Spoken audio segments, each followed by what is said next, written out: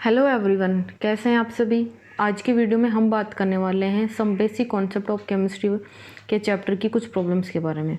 Okay, तो start करते हैं। द फर्स्ट प्रॉब्लम है consider the following statement. First statement है there are meaningful ways to handle the number conventionally, and second है there are meaningful ways to present the data realistically with certainty to the extent possible। और question पूछ रहा है choose the correct option. तो पहला option ये कह रहा है कि जैसा कि मैंने आपको बताया था कि अनसर्टेनिटी कम से कम हो, उसके लिए कई तरीके थे, जैसा कि पहला साइंटिफिक नोटेशन, दूसरा सिग्निफिकेंट फिगर और तीसरा था डायमेंशन एनालिसिस। इन मेथड को यूज करके हम अनसर्टेनिटी जो मेजरमेंट में लाते हैं वो कम से कम कर सकते हैं। तो पहला क्वेश्चन यही कह रहा है कि मीनिंगफुल वेज हैं जिससे कि हम जो नंबर हैं उनको कन्वेंशनली हैंडल कर सकें, और दूसरा बोल रहा है कि हम उन नंबर्स को रियलिस्टिकली डाटा की तरीके से प्रेजेंट करते हैं ताकि जो अनसर्टेनिटी है वो मिनिमम हो जाए। तो दोनों स्टेटमेंट सही हैं, तो आंसर होगा third one, both statements are correct. Okay, अब करते हैं हम नेक्स्ट। सो सेकेंड क्वेश्चन है the empirical formula and molecular mass of a compound are CH2O and 180 gram पर mole respectively. What will be the molecular formula of the compound. तो इसमें इन्होंने empirical formula दिया है जो कि है CH2O। CH2O क्या है, एम्पेरिकल फॉर्मूला है, और इसका मोलर मास है 180 ग्राम पर मोल। और हमसे पूछा है इसमें मोलिकुलर फॉर्मूला। तो मोलिकुलर फॉर्मूला कैसे निकालेंगे, molar mass divided by empirical formula का जो वेट आएगा वो, तो वो कितना आएगा, वो आएगा 12 कार्बन का, हाइड्रोजन का 2, 12 + 2 + 16, तो ये कितना होगा 18, 20 और 30। तो जब इसको डिवाइड करेंगे तो ये n जो यहाँ आएगा वो n की वैल्यू आएगी, तो n यहाँ कितना आएगा 6 आएगा। ओके,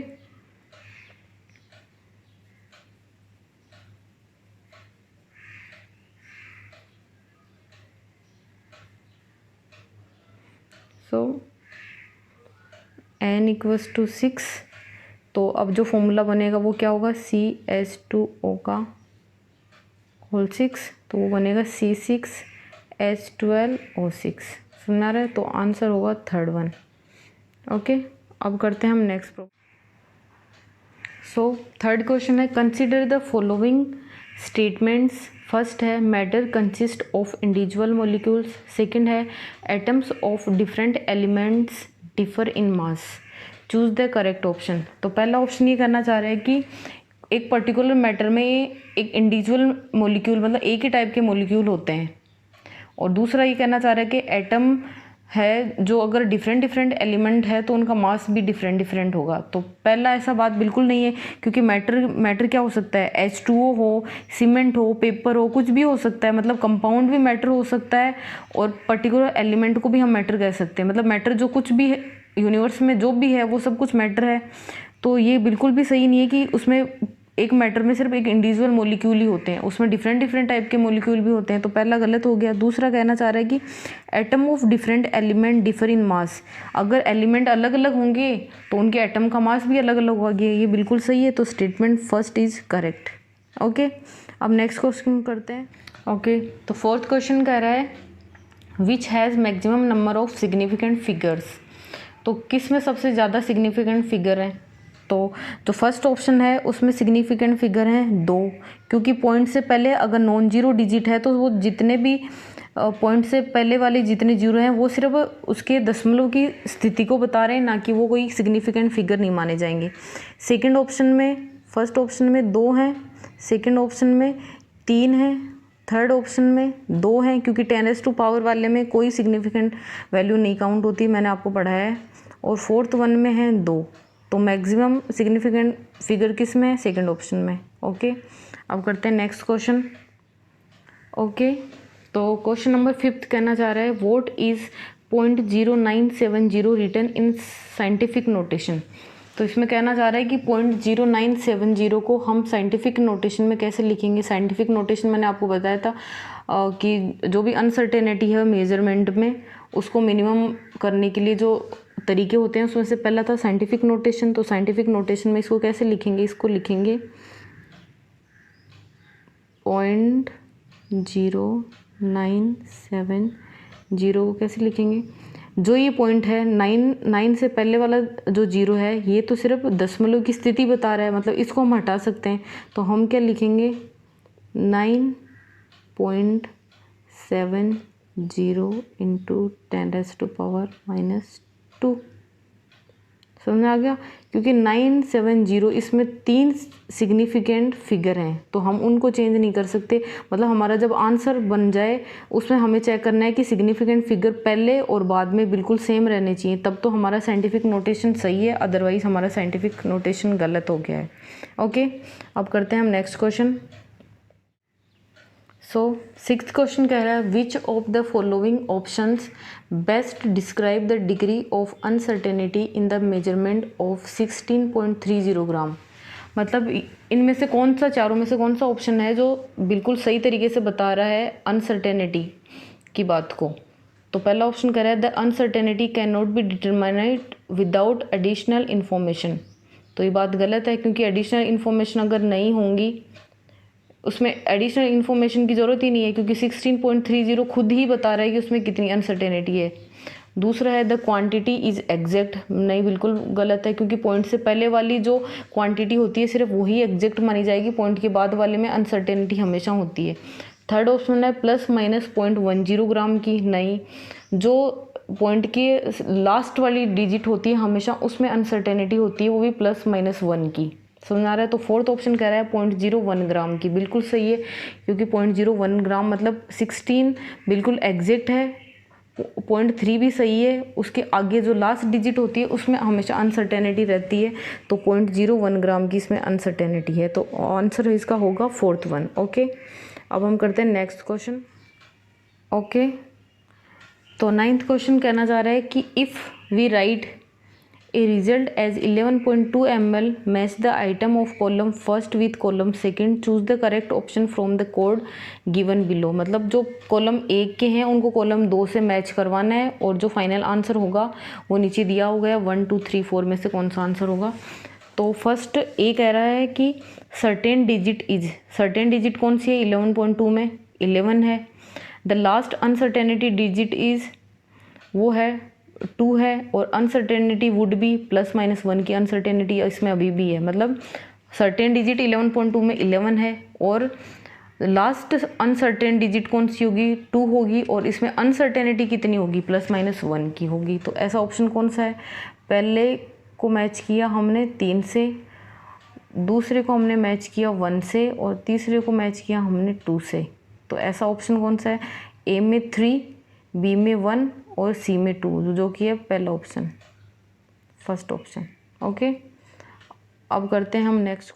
ओके गाइस, तो ये क्वेश्चन कह रहा है number of significant in 78.00 gram, 0.0206 gram and 3.002 ग्राम। तो इसमें ये पूछ रहा है कि सिग्निफिकेंट में कितने सिग्निफिकेंट नंबर है इनमें।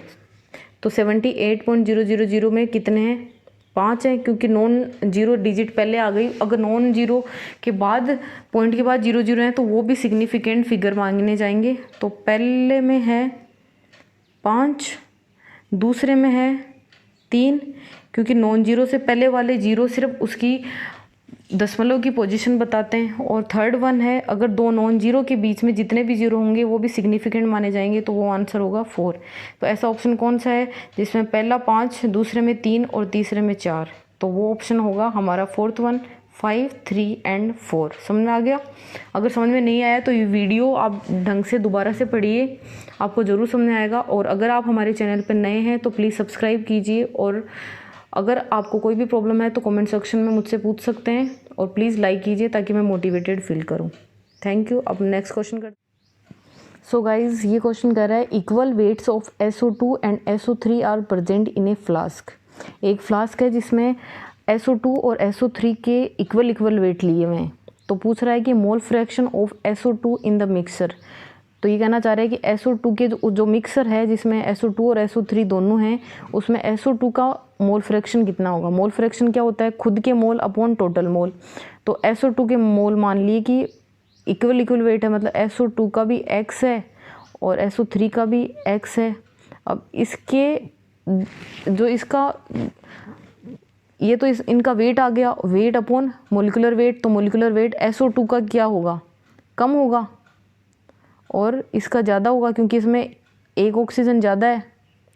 तो जब कम का भाग इक्वल वेट में देंगे तो ये वैल्यू तो आएगी ज़्यादा, और जब ज़्यादा का भाग सेम वेट में देंगे तो ये आएगी कम। तो जब ये क्या है एक्चुअल में, ये नंबर ऑफ मोल्स हैं, तो इसके मोल ज़्यादा होंगे, जब खुद के मोल ज़्यादा होंगे तो उसका मोल फ्रैक्शन भी ज़्यादा होगा। तो SO2 is greater than SO3, first option is right option. समझ आ रहा है कि जिसके मोल ज़्यादा उसका मोल फ्रैक्शन ज़्यादा, और मोल ज़्यादा कैसे होंगे, क्योंकि वेट तो है सेम दोनों का, बट जो मोलिकुलर वेट है वो SO2 का तो है कम और SO3 का है ज़्यादा। समझ आ रहा है। ओके चलिए नेक्स्ट क्वेश्चन करते हैं। ओके गाइज, तो ये क्वेश्चन कह रहा है कि mass of the solution of 1 molar glucose solution to get 0.2 mole of glucose is. मतलब ये कह रहा है कि 1 मोलर ग्लूकोज सॉल्यूशन है। तो 1 मोलर का मतलब क्या होता है, 1 मोलर का मतलब होता है कि 1 मोल 1000 ग्राम या फिर 1 किलो में, 1 मोल सोल्यूट 1000 ग्राम में या फिर 1 मोल सोल्यूट 1 किलो में है, तो उसको क्या बोलेंगे हम, 1 मोलर बोलेंगे। मोलैलिटी हमने पढ़ी है। तो अब ये बोल रहा है कि 0.2 मोल ऑफ ग्लूकोज, 0.2 मोल कब होगा, मतलब 1 मोल के लिए हमें 1 मोल के लिए 1000 ग्राम होना चाहिए। तो 0.2 के लिए कितना होना चाहिए, 1000 इंटू 0.2, तो ये कितना होगा 200 ग्राम। समझ आ रहा है। दोबारा समझ लीजिए कि 1 मोलर का मतलब होता है 1 मोल 1000 ग्राम में, तब 1 मोलर सॉल्यूशन होगा, और 1 मोल के लिए हमें 1000 ग्राम चाहिए, तो 0.2 के लिए कितना चाहिए, 200 ग्राम चाहिए। समझ आ रहा है, 200 है ये। तो option first is right option. चलिए नेक्स्ट क्वेश्चन करते हैं।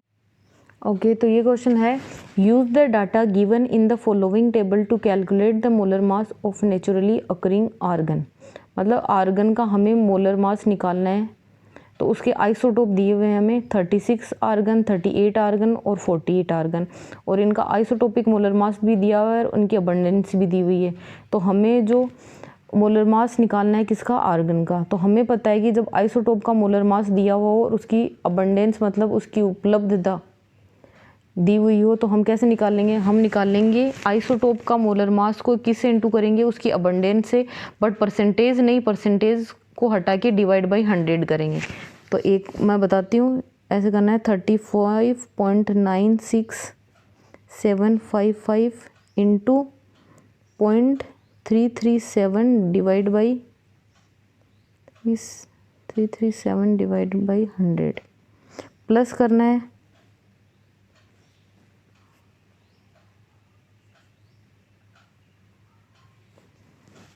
हमें 37.96272 प्लस 0.063 डिवाइड बाई 100, प्लस करना है, सॉरी इंटू है, और 39.9624 इंटू 99.6 डिवाइड बाई 100। जब इसको सोल्व करेंगे तो ये वैल्यू आएगी 39.948 ग्राम पर मोल। समझ आ रहा है।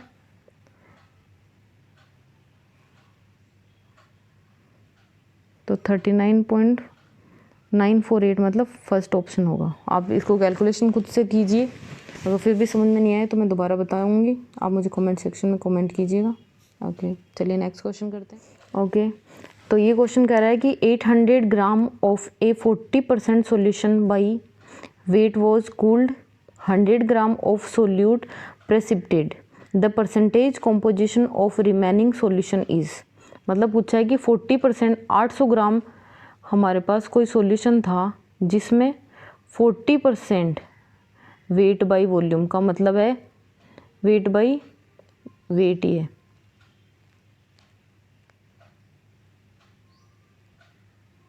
वेट बाई वेट समझ आ रहा है। और उसमें से इस सॉल्यूशन को हमने जब गर्म मतलब ठंडा किया तो इसमें से 100 ग्राम जो सोल्यूट था वो क्या हो गया, उसका पीपीटी बन गया, मतलब नीचे बैठ गया। तो अब ये पूछना चाह रहा है the percentage composition of remaining solution, जो रिमेनिंग सॉल्यूशन बचा है वो उसमें कितना परसेंट कॉम्पोजिशन है, समझ में आ रहा है। तो हम कैसे निकाल लेंगे कि हमें पता है कि 40% का मतलब होता है 100 में 40 ग्राम सोल्यूट है, तो 800 में कितना होगा सोल्यूट, सोल्यूट होगा 800 का 40%, तो ये होगा 320 ग्राम।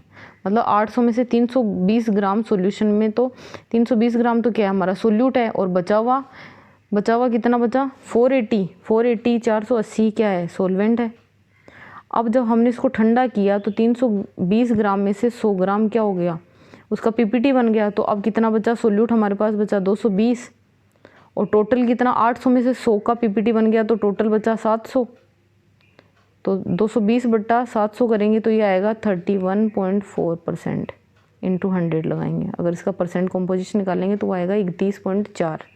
समझ आ रहा है कि 100 ग्राम सोल्यूट मतलब 320 में से 100 ग्राम सोल्यूट का पीपीटी बन गया, और 480 जो सोल्वेंट था वो तो है ही, तो 320 माइनस 100 करेंगे तो 220 आएगा। अब 220 में परसेंट कॉम्पोजिशन निकालना है तो 220 बट्टा 700, क्योंकि 800 में से 100 तो पीपीटी बन गया, इंटू 100 करेंगे तो 31.4 क्या आएगा हमारा आंसर आ जाएगा। समझ आ रहा है। ओके चलिए हम नेक्स्ट क्वेश्चन करते हैं। ओके नेक्स्ट क्वेश्चन है how many moles of magnesium phosphate Mg3PO4 का होल्टवाइज will contains 0.25 moles of oxygen atom. ये कह रहा है कि कितने मोल Mg3PO4 होल्टवाइज के 0.25 मोल ऑफ ऑक्सीजन एटम रखेंगे।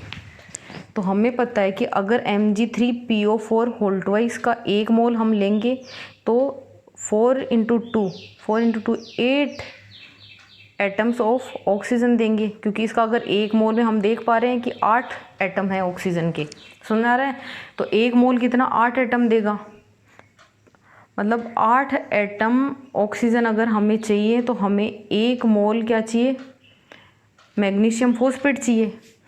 तो ये हमसे चाह रहा है कि अगर हम 0.25 ही हमें ऑक्सीजन एटम लें तो हमें कितना मोल मैग्नीशियम फॉस्फेट के लेने पड़ेंगे। तो हमें लेना पड़ेगा 1/8 इंटू 0.25। जब इसको सोल्व करेंगे तो आएगा 3.125 इंटू 10⁻⁻²। समझ आ रहा है। Okay very good. अब करते हैं नेक्स्ट। ओके आज की वीडियो का लास्ट क्वेश्चन है which of the following pairs of gases contains the same number of molecules. मतलब ये जो गैसेज के पेड़ दिए हुए हैं इन दोनों में कौन से 2 गैसेज हैं जिनमें नंबर ऑफ मॉलिक्यूल सेम है। तो नंबर ऑफ मॉलिक्यूल सेम कब होंगे, जब नंबर ऑफ मोल सेम होंगे। अगर मोल सेम है तो मॉलिक्यूल भी सेम होंगे। तो हम सबके 1/1 इनमें मोल निकाल लेते हैं, और जिनके भी नंबर ऑफ मोल सेम आएंगे तो नंबर ऑफ मॉलिक्यूल्स भी उनमें क्या होंगे सेम होंगे। तो पहला है 16 ग्राम में कितने मोल हैं, 16 ग्राम डिवाइडेड बाई 32 तो कितना आया 1.2 मोल आया, और 14 डिवाइड बाई 28 तो कितना आया 1/2। मतलब फर्स्ट ऑप्शन ही ऐसा है जिसमें नंबर ऑफ मोल सेम है, नंबर ऑफ मोल सेम है तो नंबर ऑफ मॉलिक्यूल सेम होंगे। तो फर्स्ट इज आंसर सही है। एक बार दूसरा भी चेक कर लेते हैं।